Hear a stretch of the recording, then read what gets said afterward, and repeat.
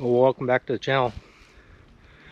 This week we're just going to do a quick video on how to tap a birch tree. It's something that I like doing in about the April time frame up here at the cabin in Alaska. It's a blessing to have it. It's great water to drink.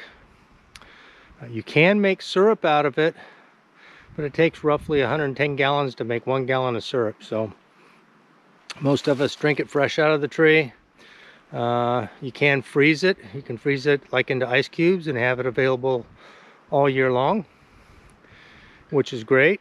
It's a quite refreshing drink right out of the tree. So we're going to get into it. First off, you need birch trees.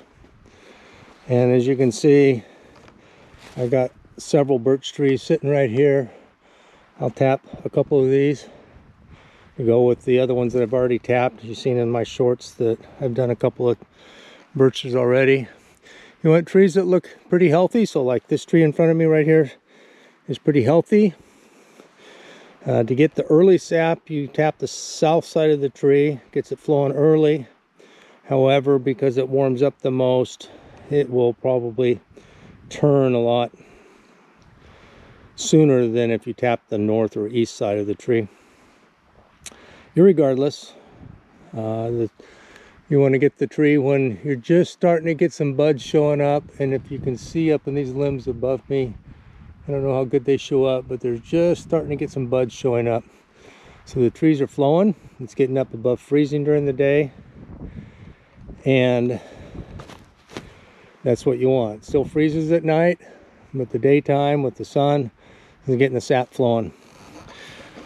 It usually only lasts a couple of weeks, but you can get, anywhere from a half gallon to a gallon from a tree a day once it's flowing good.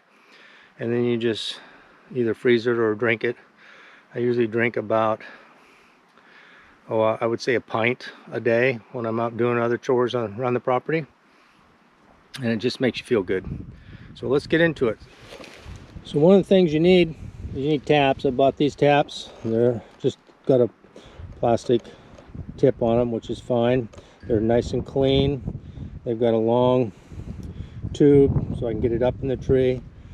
Need some sort of container. I've got an empty milk jug that's been washed and sterilized. And then you need a drill with a 7/16 drill bit. You don't want to go more than 1.5 inches in at a slight upward angle. And so I marked 1.5 inches with some duct tape, and we'll do it.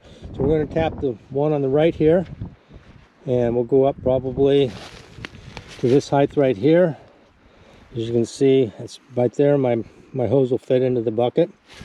You can get taps that you can hang buckets from, like you do on a maple tree and whatnot. So either way, these work fine for me. So let's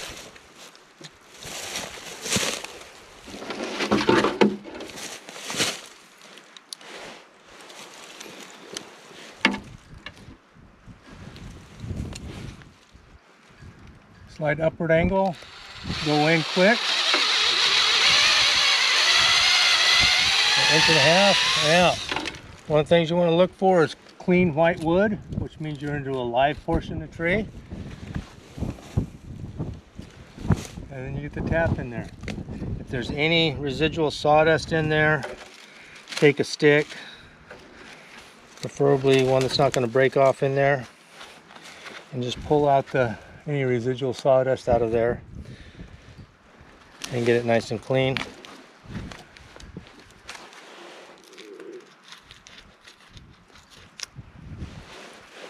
And then run your tap into it. You can use a hammer to tap those in.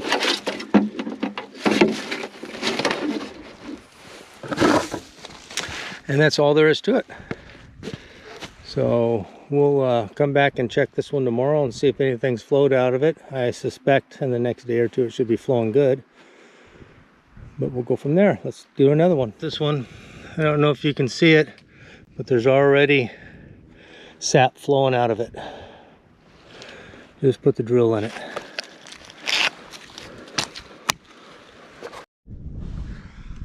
There it is.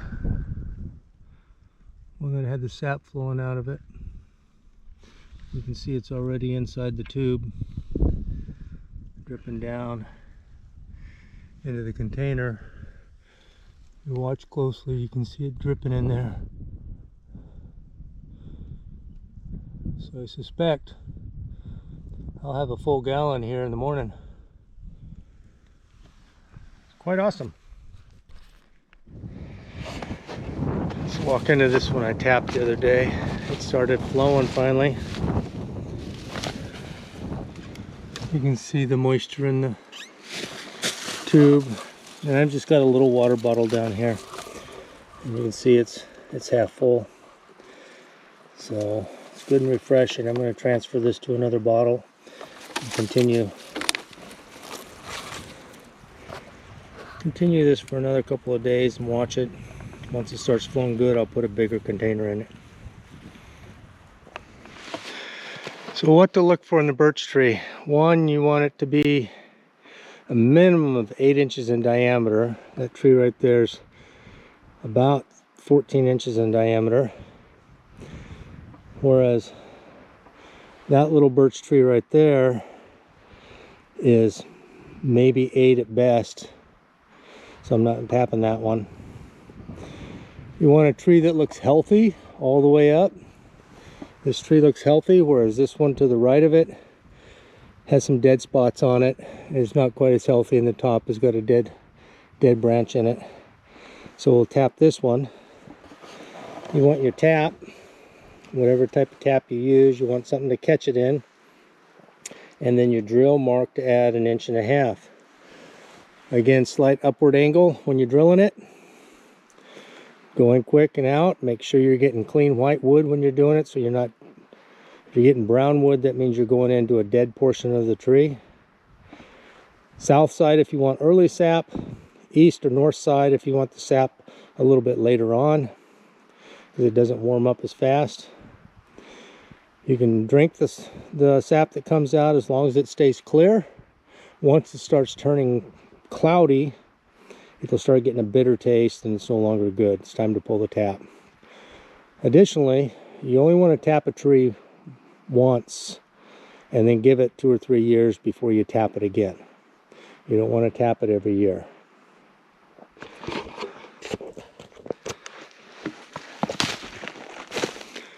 So additionally, with the birch tree, if you're lucky enough to find it, I did a video a little over a year ago about the chaga that grows in birch.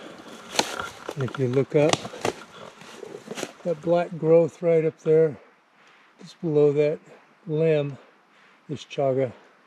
It's growing. It's not very big right now, but go back and look at my previous video on chaga. It's got a lot of health benefits. So.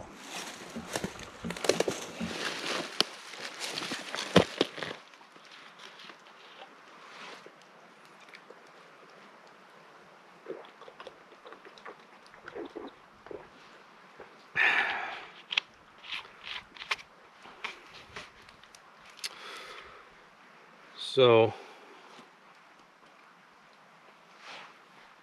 I know this week's video is kind of a short video. I wanted to get out and do something on tapping the trees when the sap was flowing. So, it's getting, probably by the time this video comes out, it'll be at the end of the tapping season. But if you put this in your favorites and save it prior to next year, you'll know what to get. You'll know what to look for.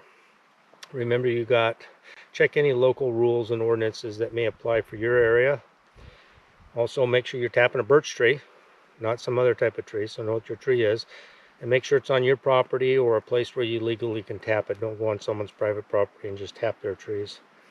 But a nice cold, refreshing drink. Freeze it into ice cubes. Just drink it as is. It's great. So I hope this video was great. I hope this video gave you a little bit of information about tapping a birch tree and what you need to get to do it. Have fun. Enjoy the adventure. God bless. I'll see you on the next video.